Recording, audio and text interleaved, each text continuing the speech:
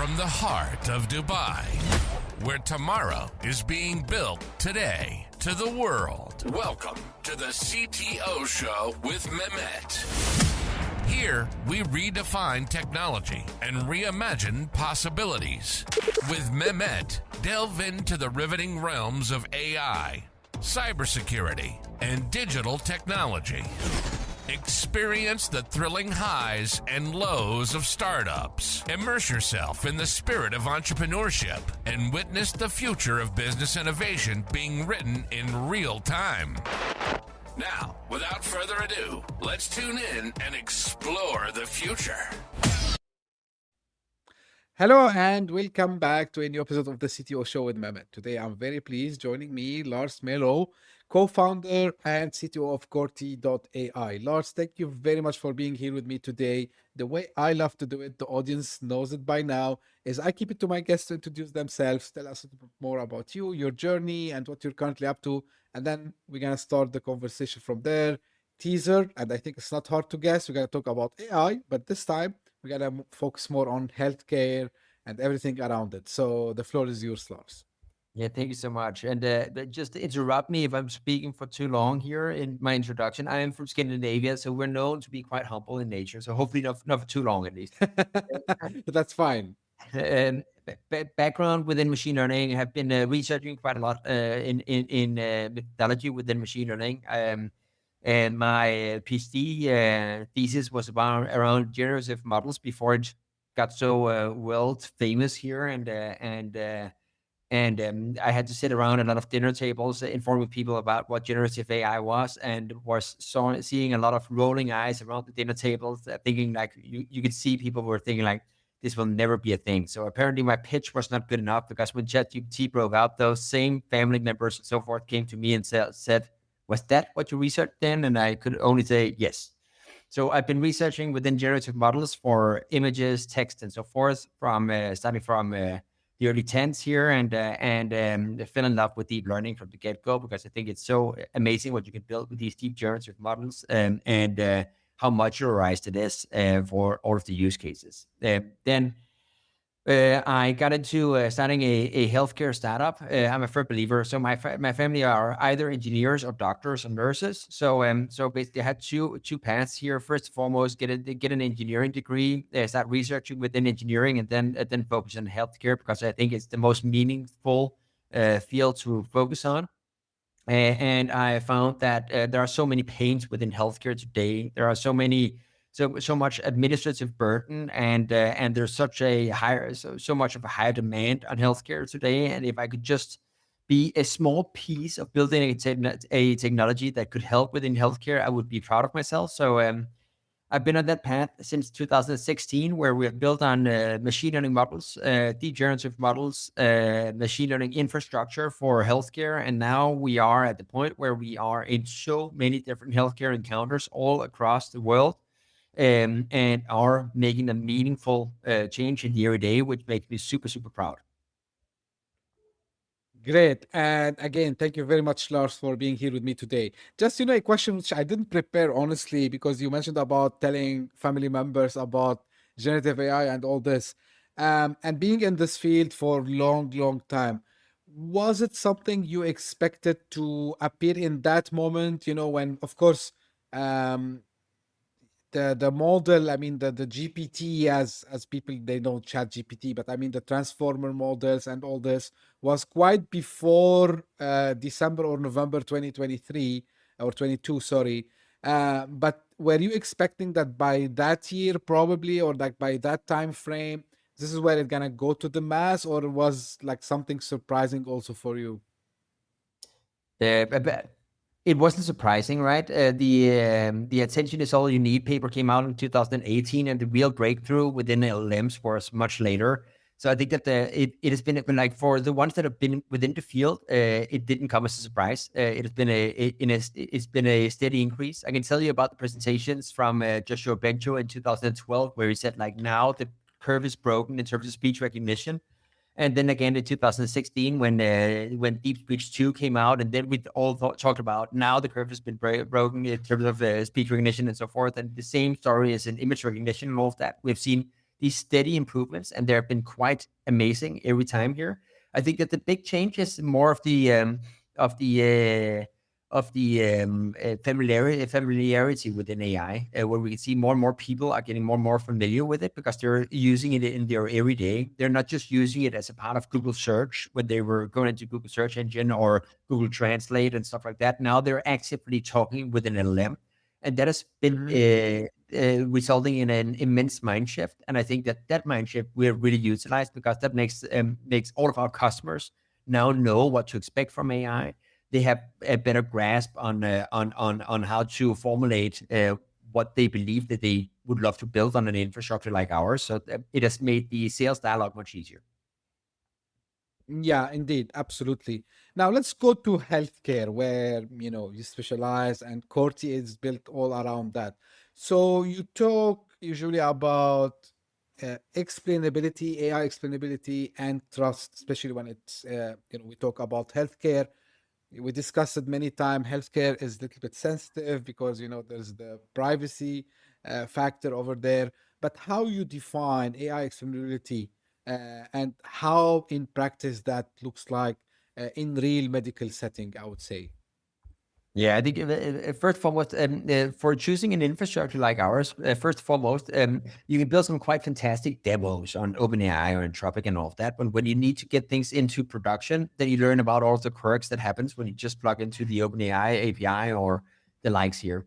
And I think that what we are seeing in terms of an infrastructure like ours is that it needs to be able to live up to a lot of standards within healthcare. First and foremost, it needs to all of the models. You need full traceability in terms of when you call something. Then we need to be able to log all of your calls, such that you know exactly what happened in the belly of the beast here, so that you can also trace if something wrong happened. Then you can go and find out why and then optimize that for later. Then secondly, you need to ensure that you can have a validation of the accuracy of the models. For instance, if you log into OpenAI today, it's really, really difficult to find out how well GPT-4o or whatever model that you're calling from OpenAI is actually performing within the healthcare domain that you want to call. First of all, that's not compliant with the regulations and all of that. So you would need an infrastructure that can actually prove the accuracy towards certain standards. And thereby, you can also feel safe about bringing that to a patient or a clinician out there. So when you talk about explainability, a lot of people are referring to the fact that you need to be able to, when you have a prediction within a model, then you need to go back from the prediction into the input, and then you need to point at what input had the effect on the prediction. We have a lot of capabilities in terms of explainability, and we're researching and publishing a lot on that topic. And the methodology changes depending on what piece of the system that you want explainability for. So, for instance, for the large language models that needs to predict an output, we have these alignment models where you can use them for finding out what in the input was the biggest effect on that output. We also have the explainability features for the models themselves, where you can go in and find out what had the largest effects inside the model in itself, and you can use that to try to explain the input-output correlation. So, that's good. And, you were talking about, the model and explaining the model. Now, what about the performance, like performance and maybe trying to do the interpretability also as well? Like, is there like something related to the accuracy? Like, did you choose the model for that use case? It's better than doing it for that other use case. Like, if you can just give us like some hints about that, Lars.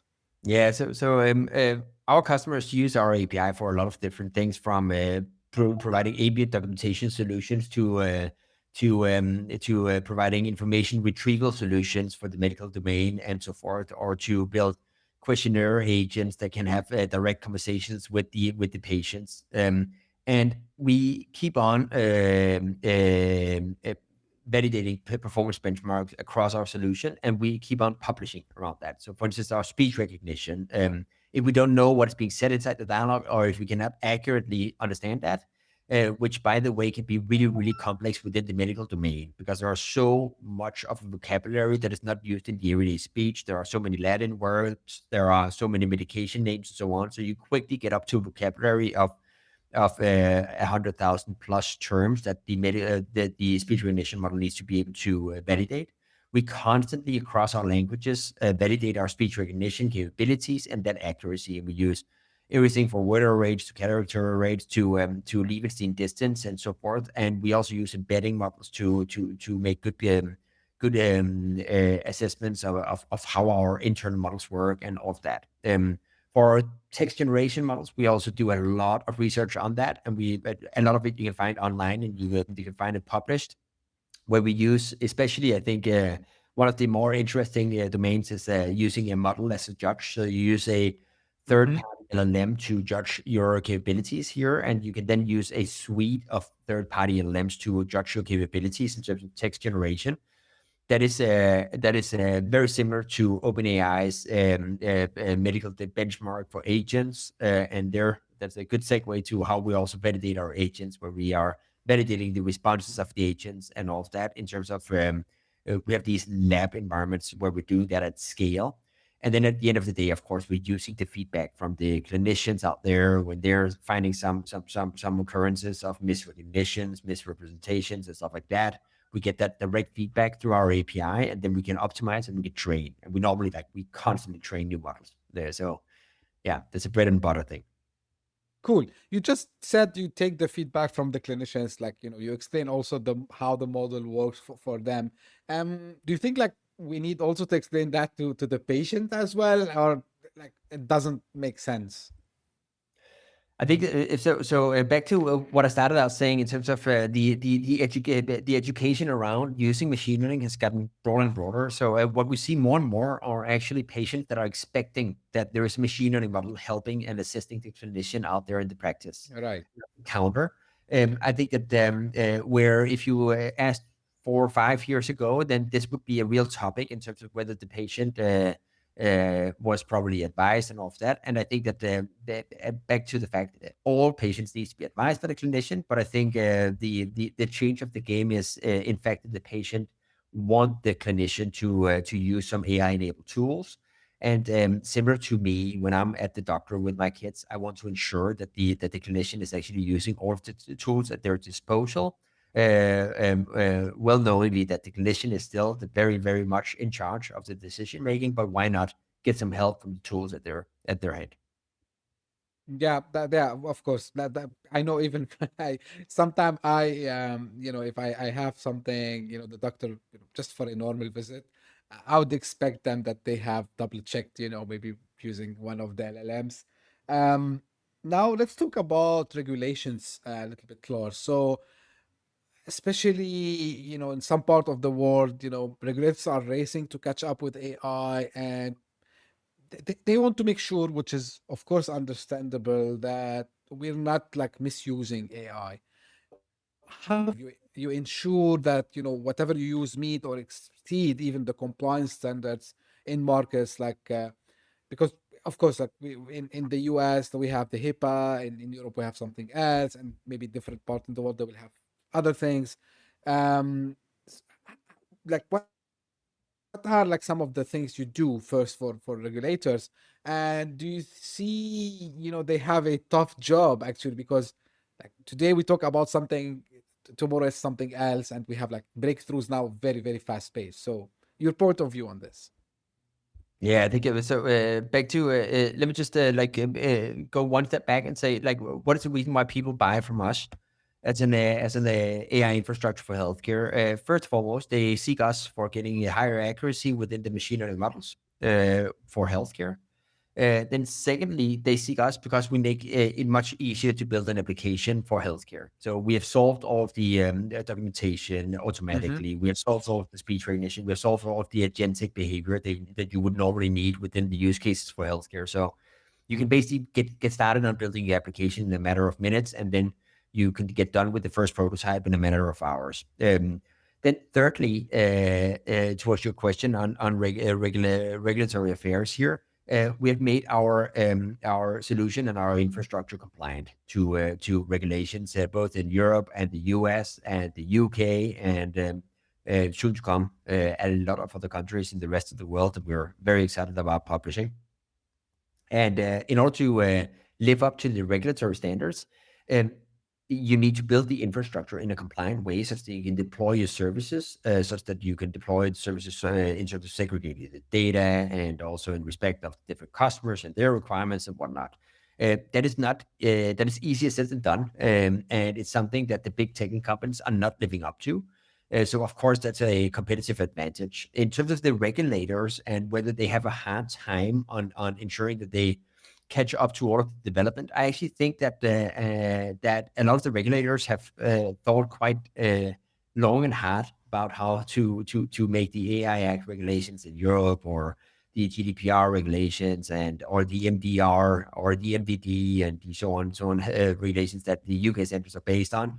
In a way where it's future proof to a certain level. I can come with a lot of examples where it's not completely future proof. However, but I think that in the broad strokes, the regulators have done a good job on ensuring that an innovator like us can actually scale. As long as we build our infrastructure in a compliant way. And just to note, we talk about regulatory affairs so much, but we should also be aware that there is a lot of misuse of data out there, patient data, etc. So it's from a patient perspective, it's really good that we have these regulatory affairs in place, and that there are people that are thinking long and hard about traceability in terms of access to the data and not misusing access to patient data and so on. So I think that I'm pro the current level of regulations, maybe also because we are actually compliant. But yes, it is a tough job to ensure compliance and ensure that you keep on moving with the regulatory affairs, and we're doing our best. Absolutely, and this is good to know, of course. Yeah, so regulations are there for for a reason, indeed. Now, one thing, just because you service, your main thing that you sell is the API for healthcare.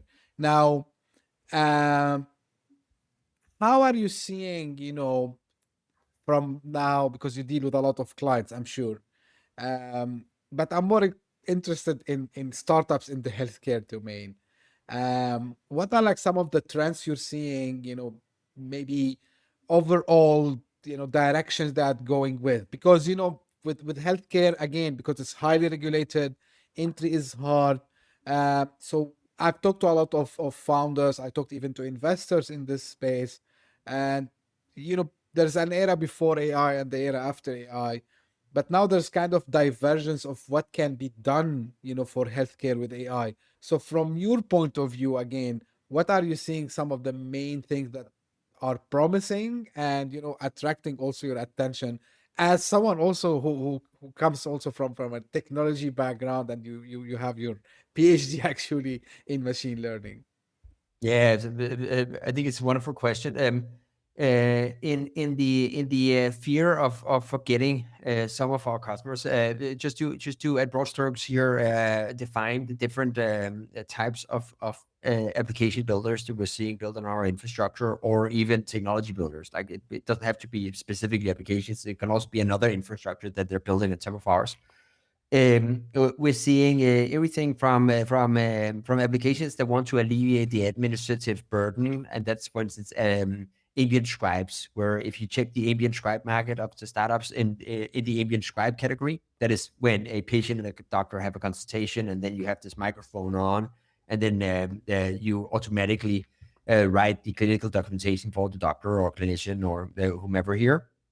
And there are approximately 100 plus ambient scribe startups out there and counting.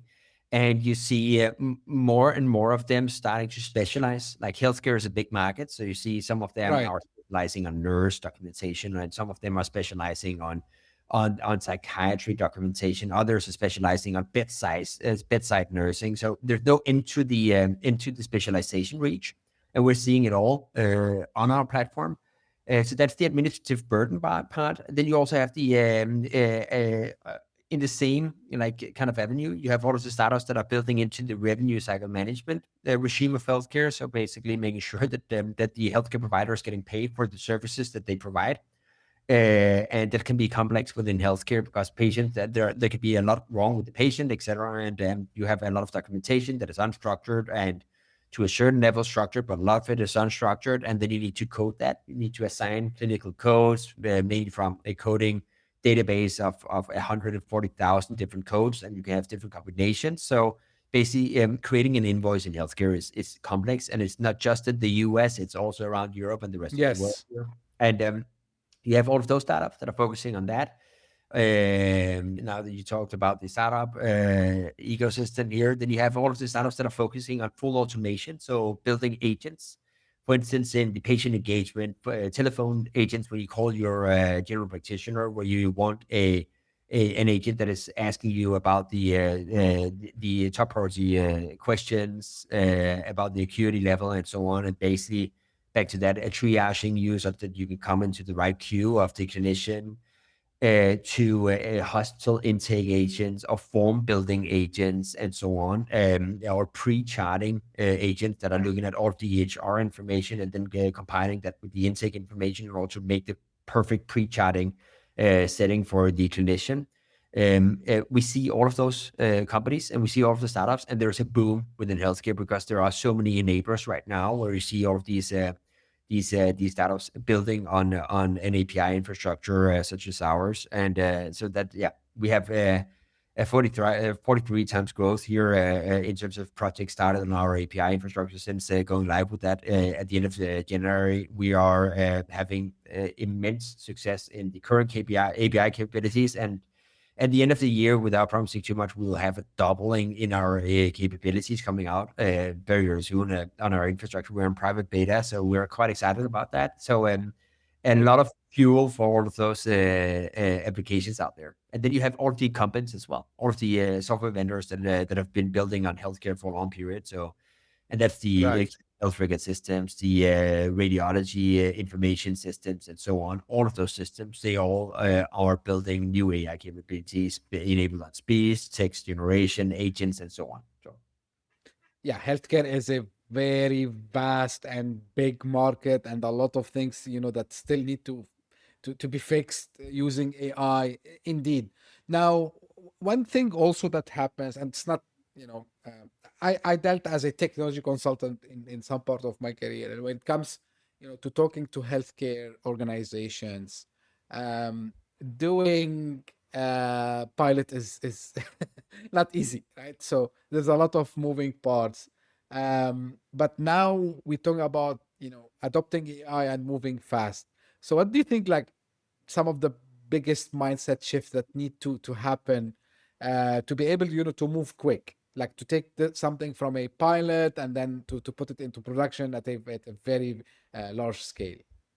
yeah, I think it's a good question. I think there is a misconception sometimes on saying like healthcare is by definition slow and all of that. I think that if the need is big enough, then you will see enough need for growing fast and implementing something, right? If it becomes more and more mission critical, then I can assure you that healthcare is one of the fastest moving markets out there. And the current strain on healthcare is making some of these AI solutions extremely mission critical. For instance, like there is a severe doctor burnout and nurse burnout for that matter here at the provider, and maybe even the nurse burnout is bigger than the doctor. So I'm sorry for not mentioning that as the first priority, because they have so much work on their hands, and it doesn't look like it's going to change in the next foreseeable future because we're lacking so many clinicians out there. So we get more and more elderly population that has more needs. We have more complex things that could be wrong with us, which is fortunate for all of us because that means that we're living younger or longer and fuller lives here without getting into the Brian Johnson moment. But we are definitely getting older. And so I think that there is a severe need for assisting all of these clinicians out there. It's not about taking their jobs or anything like that, where that could be the AI conversation 10 years back. Now it's about getting those additional hands on solving some of the administrative needs out there so the clinicians can do what they do best, or helping them out on pointing out some things that could be worth noting with the patient in a pre-charting moment before the clinician is meeting them, such that they don't have to meet them again the next day after, but they can actually get solved what is needed in that consultation where they have 7 minutes to use, right? So there's a need, and that means that there's a lot of pressure from the market to actually get these technologies in. The big providers, they all have an AI strategy, and it's not just fluffy AI, it's tangible value propositions that need to get solved. Cool. What about the readiness? So yeah, so there's the willingness to move fast. There is what about readiness? Because again, yeah, so I might say in any domain, yeah, I want to adopt AI. I see the benefits. I heard it like from few people that I'm not sure about healthcare. That's why I'm asking you, Lars. They go there and they figure out like, yeah, there's still some work to be done actually before we start, implementing and building the AI infrastructure and building application around it. So, and there are like some of the stuff that needs to happen, not related to technology indeed. So maybe some new roles, maybe at some time shift in the culture. I would love to hear your opinion and what you've seen working also in that space. Yeah, thank you. So readiness in terms of infrastructure is, of course, a topic, right? If your virtual communications infrastructure is not ready to adopt new technologies in terms of implementing live AI assistants and all of that, true. There is a readiness problem always when you talk about big industries that they can be a slight bit slower in moving towards the newest technologies. However, there is always right now, given the pressure, there is always a form factor to present and implement these technologies in healthcare. To give you some examples here, Sure. if you in your intake process have a difficulty because your system right now in terms of your patient intake, so your patient intake is quite an important process, right? Because that's where you find out how to admit the patient towards your system. And if you're doing wrong there, it can at the worst of days, it can be have a gruesome outcome here. If you're and if you're just not treating the patient at the right service level, but not doing something directly wrong, then you end up costing the patient and the system from a lot of software and a lot of money and time. In terms of patient intake, based on where the system is and what it's based on and all of that, the technology can have an adoption curve that is slower. However, what we see a lot of the healthcare providers doing right now, that they're thinking outside of the box. Then they're asking about how can we make an online patient portal that is actually replacing our phone intake infrastructure, or at least supplementing it, and can we actually channel some of the volume to that online process, while we also update our voice-enabled infrastructure for the new age, so that we can also introduce AI-assisted voice agents for the ones that don't like a written interface or an online interface. So there's a lot of willingness to move and act and try to stay flexible because the need is so big. Cool.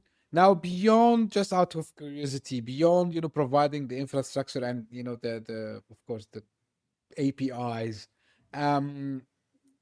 because we talked a little bit about the agents and what they can do. Any interest in touching that domain, Lars, and maybe building? Of course, like we cannot build something that works for everyone, but probably maybe kind of templates of agent that me as a healthcare provider or maybe a startup, whatever, I can follow these templates to build something useful for me. Of course, I still need to give my requirements to that, because agentic AI is, again, now everyone talks about it, but what I discovered, few people knows how to implement it. So probably they need this push, right? Or they need that help. Any plans on that? Yeah, so right now you can see our API as providing agents for instance, adaptation burden or extracting clinical findings from a voice dialogue or just a piece of clinical text. What you will also see on our platform are real agents that can solve real like use cases within healthcare, for instance, pre-charting, or for instance, like clinical information research based on a patient's patient case, or taking actions based on, for instance, a patient dialogue. So we have an application we're providing right now that is building an application that is taking the pre-charting, it's taking the historical information about a patient, then it's taking the live information about a patient in order to generate this live recommendation engine towards the doctor sitting there at the heat of the moment, based on clinical guidelines, clinical research, and so on, where it can go in and say, based on the clinical research and the patient context and all of that, and based on what you ask the patients, you might consider asking this and that question because that relates to research X and Y over here, for the future case here. Those kind of recommendation engines you can basically build on our templates within our in our API infrastructure and get it up and running really, really fast. And it's also completely flexible. You can define your own system prompts around it. You can define your own tools that you want to use. You can generate an MCP around it, so you can also use other data sources for building your agents. So real flexibility in terms of building whatever crazy agent idea you have. And then on top of that, back to the traceability, the explainability. The need here is to make sure that you log everything that we do from the agent perspective and all of that, and you can trace it. Yeah, absolutely. It's good. And I ask on a purpose so you can explain to the audience who might be interested in that also as well. Now, on just very quickly, and maybe I should have asked this before. Of course, you provide this for any one of your customers to have it, in a sovereign cloud, right? So it's not like the public cloud. How much do you see this is important? And our customers, some of them, because maybe they would not have themselves, the ability to run the infrastructure themselves. I mean, from hardware perspective and so on, going as they don't have other choice to the public cloud, like one of the big hyperscalers, or no, when it comes to healthcare, it's always no, like it should be ours. The data stays with us. No. So there's a lot of flexibility within the market in terms of deployment options, and we're providing them all. So we're providing it on the big tech incumbents cloud services, and we're providing it on your own infrastructure. So we will basically push all of our infrastructure into whatever setting that you have. Hence the sovereign cloud dialogue. We are also on more on smaller cloud provider infrastructures and all of that. So there is a large push for the market to make sure that they stay flexible in terms of this. And it's not just the European providers, given the European politics and all of that are interested in this. It's also the big healthcare providers in the US. They all have these requirements. And the requirements are truthful also in terms of cybersecurity risks, in terms of disaster recovery rules and all of that. They need to make sure that they have the uptime needed for all of these infrastructures, and they cannot just rely on one server side or server center in the western part of the US. They need to be able to have redundancy and whatnot. And then they also, a lot of them have requirements towards investing in cloud services, as we probably all know that are listening to this show. The cloud services are not super inexpensive. So we are all in the game of making sure that everyone gets the cheapest hardware price out there. And there it when you are a large consumer, because you have these large language models and all of that are consuming GPU resources, then you also want to make sure that your infrastructure can be deployed in a cost-effective manner. Right. Back to what's happening, in general within the tech. Of course, there were some breakthroughs. You talked about that. But currently, what are like some of the, exciting breakthroughs that you're seeing? I'm hearing a lot about, the, fully autonomous, like what they call it, the reinforcement learning, and how it's, a lot of things happening in that space. Shifting from supervised, semi-supervised learning also as well. Yeah, so just for the folks, I'm not expert. I took like some courses back in the days, so this is where I know the terms. But of course, I would ask Lars, like, really something that you're expecting to do, as big noise as we saw when the first LLMs started to appear. So what's happening in that space?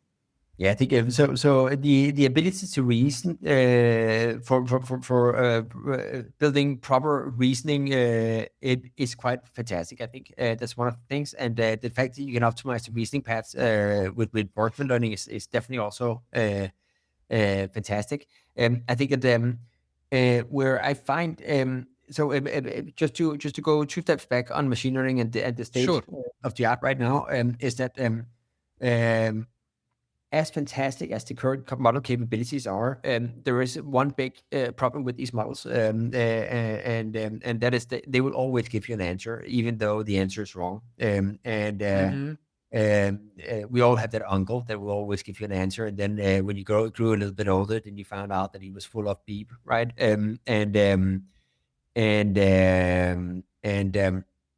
think that these LLMs, especially these general purpose LLMs, they're optimized with the reinforcement reward function of a lot of non-specialist people that are sitting there and saying, I would rather have this output than another output and all of that. So you will get a response that is far from always right. You see that also with the publications that are there, that you see more and more hallucinations, also given the fact that you want the models to be able to do more and more. So I think that when you look at the current space, what I'm the most excited about are these because it's completely fine to be wrong if you use an LM for a cooking recipe, right? Or it's annoying, but it's not life or death. Or if you use Right. it to automatically write your essay assignment for your school on the Monday because you forgot making your homework. That is just annoying for your grade, right? But if you go within healthcare, then you need to make sure that the system is reliable. And there, I think that what I'm the most excited about are uncertainty quantification of these models. So basically make the models aware of their own deficiencies, and also aware when they should not predict, or when they should report back to whomever is asking for an output and say, I really don't know.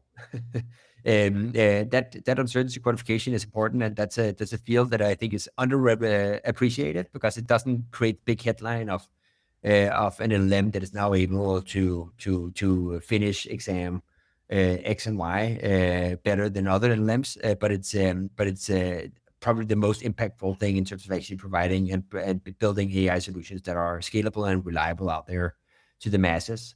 Then I think that so uncertainty quantification is one of the things that I think is a highly researched topic, also from our perspective, like where there is still a lot of innovation height that needs to come in. And then the second thing I think is the capability of training these models in the unsupervised / self-supervised manner that is giving a company like ours so much scale, because we don't have to have these very expensive annotations and also these very Mm-hmm. error-prone annotations for all of our data, but we can actually get the models to learn their own representations. And with the right infrastructure and the right minds employed in a company like ours, you can gain so much value out of self-supervised learning. So I think that excites me a lot, because that means scale, and that means covering more data. Yeah, so like, it's like when I go to a doctor and he tells me or she tells me, hey, like this is not my area of expertise, but I can refer you to someone else. Like maybe at some stage, like one model would suggest maybe other models that they maybe have better knowledge in that. So which makes sense. And if like about death or life, indeed, yeah, to your point, like of course I tell people, because I've seen people sometimes, they maybe they have a pain or whatever, and they go and ask ChatGPT or any of. I said, guys, like, yeah, but don't rely 100% on the answer, because we never know. And just out of curiosity, Lars, because you mentioned something I noticed, and I tried to find answers, um, which is like the model with time. You said it start to behave in a weird manner. Is it because, and even, and I don't mean within the same chat. We know, like, if you keep the chat going on, it will start to hallucinate more. But even with time, and this is why I had this theory that companies like OpenAI, this is why they are not doing much more publicly now, but every 3 months we were seeing like a new model, because I used it very heavily, and I figured out like after time either it becomes lazy, literally, it refused to do the job, or it start to give short answers. Is there something like this really from of course a technology point of view? Yeah, I don't know what their choices are. It might be that they have a cost efficiency measure where they're trying to not invest too much compute on each individual user. I could, if I were them, I would probably also think into that the massive computer needs and all of that. That would make sense of the shorter responses. I think that another thing that we see from these models, even though that the context window is advertised as being humongous, then Yeah. active context window, in lack of better, here that we can see from the general purpose models, it is really not impressive, especially when you talk into a domain specific topic like healthcare, that these models have a really, really difficult time on keeping all of this domain specific context. And from a machine learning person, it is not a big revelation. Of course, they have a difficulty on doing that. I think that we should all be aware of that. So that means that when you chuck in a big 1,000 pages long stock trading report or something like that, then you can definitely not expect the model to actually keep that context in, and it will give you an answer no matter what. So the analysis that you're then relying on, I would definitely question that even more than your family members that is asking ChatGPT of whether a cold should be a reason to go to the doctor or not. So the larger the context, the more complex the matter, and these large language models that are general purpose are not very specialized into all of the needs that large context. Yeah, this is the disclaimer that we do to people, and this is where what you do, Lars, comes handy, because you are building specialized models for specific use cases, and it doesn't go beyond the knowledge that it has, which is all medical knowledge. So it's good. They also wake up call for people just to understand, and of course, I'm not saying like not everyone knows. It's good to remind. I remind myself. I have to remind myself, like the general purpose models, they have all the data, including the garbage data of the internet. So I might get something which completely nonsense or wrong. So 100%. Yeah. Lars, as we almost come to the end, any final thoughts, anything you want to share, and where people can get in touch? I think basically just that there will be, and there are many more companies like us to come with these specialized fields, and there are so many specialized fields out there that needs and infrastructure like ours. I think that what I'm the most excited are all of the developers out there that are sitting there with an idea and feel that it's difficult to actually get started. We should hopefully make that easier. Like they can just get started on our from our website. They can sign up and get the API keys, and that they're basically up and running, and that they can build whatever prototype application on whatever vibe coding tool that they like and test their idea out. And we'd love to hear from all of these developers out there in terms of their crazy ideas or better ideas or whatever. We also throw a lot of hackathons and have started that like really getting more traction on those hackathons. And it's so fun. It's so energizing to see all of the ideas in order to actually empower a better healthcare system for the future. So reach out directly to me on LinkedIn or directly on my Corti email. You can share it afterwards as well, or directly through the website. We're responsive and we just love building. Cool. Great. So I will make sure all the links are available in the show notes. So if the audience are listening on their favorite podcasting app, you'll find all the links in the show notes. If you're watching this on YouTube, you'll find that in the description. Lars, again, thank you very, very much for being here with me today. I know how much it can be busy, so thank you for giving us the time. And this is how usually I end my episodes. This is for the audience. If you just discovered our podcast by luck, thank you for passing by. I hope you enjoyed. If you did so, give me a small favor: subscribe, share it with your friends and colleagues who are available, as I said, on all podcasting applications and platforms and on YouTube. And if you are one of the people who are fans, loyal audience, thank you very much for all your support, all your feedback, questions, suggestions. I hear them and I read them all. So please keep them coming. And thank you for taking the CTO show with Mehmet this year to a new level by reaching top 200 charts in multiple countries at the same time. So I really appreciate this. It can't happen without you, the audience, and of course my guests, including you, Lars. So thank you very much. And as I say always, stay tuned for a new episode very soon. Thank you. Bye-bye. Hit that subscribe button, share the show with your tech-savvy friends and fellow entrepreneurs, and leave us a review on your favorite podcast app. Your support means the world to us.